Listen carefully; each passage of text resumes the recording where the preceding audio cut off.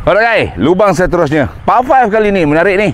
Dolek sikit ke left kot. Saya rasa kalau saya salah jalan nanti minta maaf lah ya, sebab tak ada map dia kat sini. 465 indeks 5 kan par 5. Boleh tak kita letak bola fairway terbentang luar, sebelah kanan ada hazard, sebelah kiri OB guys.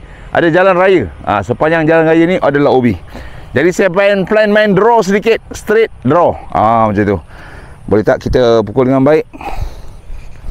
Kita cari rumah janda askar guys. Tadi dah jumpa dah dekat pondok pengawal. Kita cari dah. Alright. Come on, one good shot. Pergilah kau ke rumah janda. Alright. Kau dia draw betul.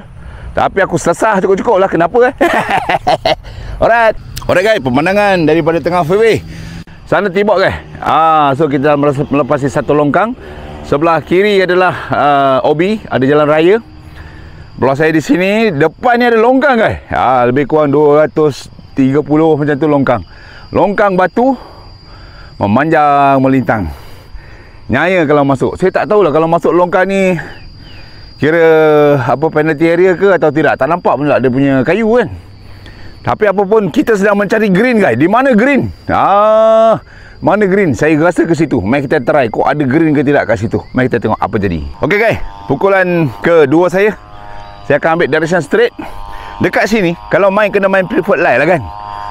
Kalau tidak bola tak, dia punya lie tak menentu guys kat sini. Memang kena main preferred lie. Ini kalau dapat main play as lie dahsyat. Saya dah letak bola saya. Ni preferred lie guys. Bola cantik je dalam macam dalam rough kan. Tapi kita main preferred lie. Yang penting saya dapat belanjaan dah. Macam mana pengalaman bermain di sini. Come on, one good shot. Mana-mana satu. One good shot. Sedikit ke kanan. Apa jadi?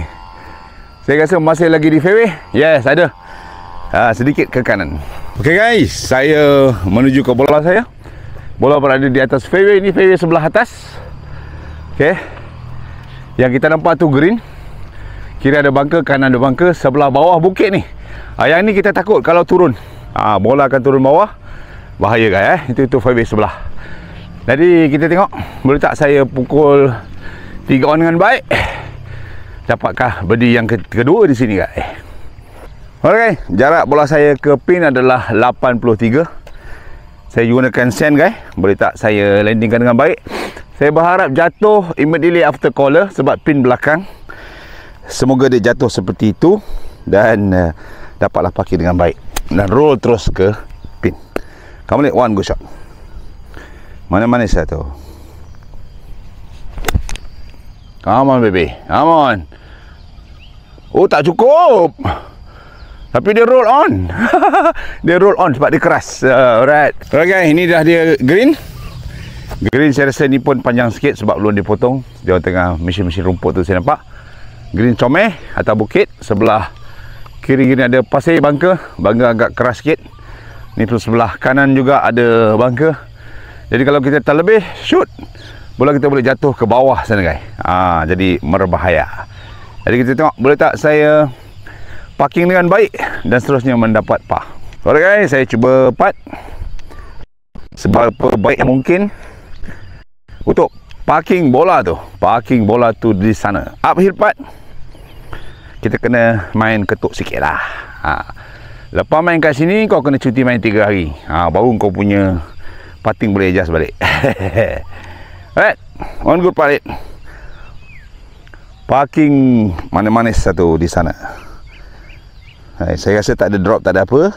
Kita hantar saja pula. Yang penting speed, distance yang betul. One good putt. Lah, tak cukup. Aduh, rasa macam nak kuat. Aduh, kita try. Nampaknya bugi lah guys. 3 kali putt. Aduh. Come on, one good putt. Yes, bugi. Bugi pun okey kan. Alright, okey. Yeah. Manis, manis.